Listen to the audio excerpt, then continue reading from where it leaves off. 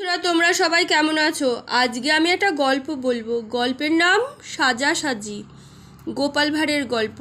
রাজামশাই খেয়াল বলে কথা। একবার শীতকালে রাজামশাই তার সকল সভাসদদের ডেকে বললেন, একটা খেলাধুলার ব্যবস্থা করলে কেমন হয়? সকলেই খুশি হয়ে বলল, খুব ভালো হয়। একজন তো বলেই বসলো, এটা শুধু আমাদের নিয়ে নয়, আমাদের পরিবারের লোকেরাও যাতে অংশ নিতে পারে তার ব্যবস্থা থাকলে আরও ভালো হয়। রাজামশাই বললেন, সেটাই ভালো। তাতে পরিবারগুলো একে অপরের সঙ্গে মিলিত হতে পারবে। অনেকগুলো পরিবার নিজেদের ভাবতে পারবে আসলে তারা একই পরিবারভুক্ত। মহানন্দে একটা দিন ঠিক হয়ে গেল। নদীর ধারে যে মস্ত খেলার মাঠ আছে, খেলাধুলার আয়োজন হলো সেইখানেই।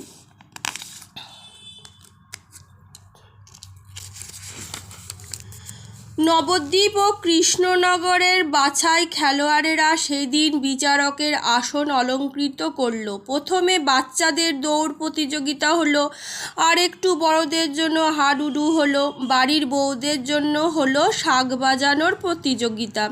তারপরে শুধু সভাসদদের স্ত্রীদের জন্য হলো কুমির তো জলকে নেমেছি খেলার প্রতিযোগিতা। দেখা গেল গোপালের ছেলে হাডুডু খেলার সেরা খেলোয়াড় হিসেবে বিবেচিত হয়েছে। গোপালের বউ কুমির তো জলে নেমেছি খেলায় সেরা হলো, আর ওর পুত্রবধূও কম গেল না। সেও এমন শঙ্খ বাজালো যে নগরে কেউ কল্পনাও করতে পারবে না যে একজন মানুষ এতটা সময়ে কিভাবে দম নিয়ে শাঁখ বাজাতে পারে। অতএব সেও জিতে গেল।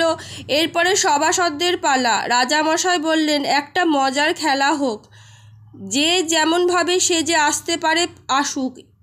এখন যাকে বলে গো অ্যাজ লাইক তাই।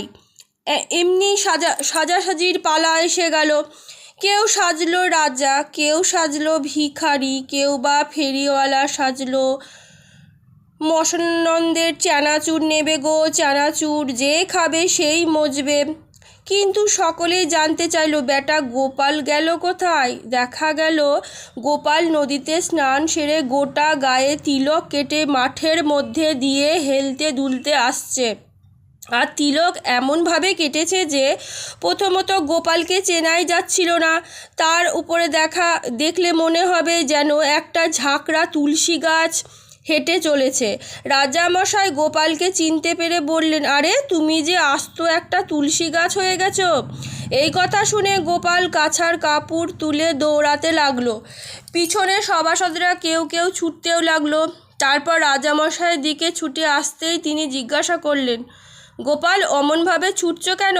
ছুটছি কি আর সাধে হুজুর? গোপাল বলতে থাকলো, তুলসী গাছ দেখলেই যে কুকুর ইয়ে করে দেয়, তখন আমাকে আবার। এরপর আর কথা এগোয় না। রাজামশাই কেবল বললেন, সাজাসাজির বহরে যে গোপালকে সবাই টেক্কা দিয়ে গেল হে। আজকের মতন গল্প এটুকুনি। কেমন লাগলো জানাবে। খুশি থাকবে আর ভালো থাকবে। আর আমার চ্যানেলটাকে বেশি করে লাইক আর সাবস্ক্রাইব করবে।